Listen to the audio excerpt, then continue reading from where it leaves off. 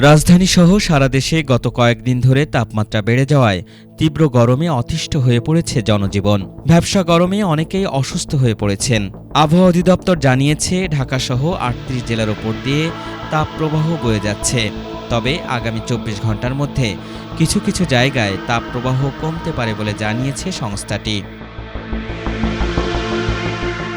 আবহাওয়া অফিস বলছে, আগামী ২৪ ঘন্টার মধ্যে রংপুর, ঢাকা, খুলনা, বরিশাল ও সিলেট বিভাগের কিছু কিছু জায়গায় এবং রাজশাহী, ময়মনসিংহ ও চট্টগ্রাম বিভাগের দু-এক জায়গায় অস্থায়ীভাবে দমকা ঝোড়ো হাওয়া এবং বিদ্যুৎ চমকানো সহ হালকা থেকে মাঝারি ধরনের বৃষ্টি অথবা বজ্রসহ বৃষ্টিপাত হতে পারে। সেই সঙ্গে সারা দেশের কোথাও কোথাও মাঝারি ধরনের ভারী থেকে ভারী বর্ষণ হতে পারে।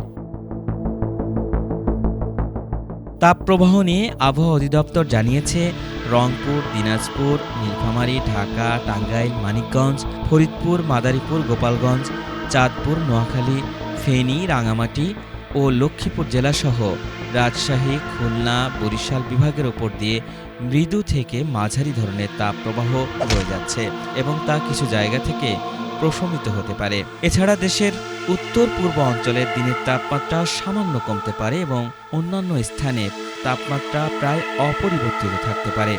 সারা দেশের রাতের তাপমাত্রা প্রায় অপরিবর্তিত থাকতে পারে। জলীয় বাষ্পের আধিক্যের কারণে অস্বস্তিকর অবস্থা বিরাজ করতে পারে। শুক্রবারের আবহাওয়ার পূর্বাভাসে বলা হয়েছে, সন্ধ্যা ৬টা থেকে পরবর্তী ২৪ ঘন্টায় ঢাকা, ময়মনসিংহ, খুলনা ও সিলেট বিভাগের অনেক জায়গায় এবং রংপুর, রাজশাহী, বরিশাল ও চট্টগ্রাম বিভাগের কিছু কিছু জায়গায় অস্থায়ীভাবে দমকা ঝোড়ো হাওয়া সহ হালকা থেকে মাঝারি ধরনের বৃষ্টি অথবা বজ্রসহ বৃষ্টিপাত হতে পারে। সেই সঙ্গে দেশের কোথাও কোথাও মাঝারি ধরনের ভারী থেকে ভারী বর্ষণ হতে পারে। এছাড়া চলমান তাপপ্রবাহ কিছু জায়গা থেকে প্রশমিত হতে পারে এবং সারা দেশে দিন এবং রাতের তাপমাত্রা সামান্য কমতে পারে। আগামী শনিবার সন্ধ্যা ৬টা থেকে পরবর্তী ২৪ ঘন্টার আবহাওয়ার পূর্বাভাসে বলা হয়েছে, রংপুর, ময়মনসিংহ, ঢাকা, খুলনা, বরিশাল, চট্টগ্রাম ও সিলেট বিভাগের কিছু কিছু জায়গায় এবং রাজশাহী বিভাগের দু-এক জায়গায় অস্থায়ীভাবে দমকা ঝোড়ো হাওয়া সহ হালকা থেকে মাঝারি ধরনের বৃষ্টি অথবা বজ্রসহ বৃষ্টিপাত হতে পারে। সেই সঙ্গে দেশের কোথাও কোথাও মাঝারি ধরনের ভারী থেকে ভারী বর্ষণ হতে পারে বলে জানিয়েছে আবহাওয়া অফিস।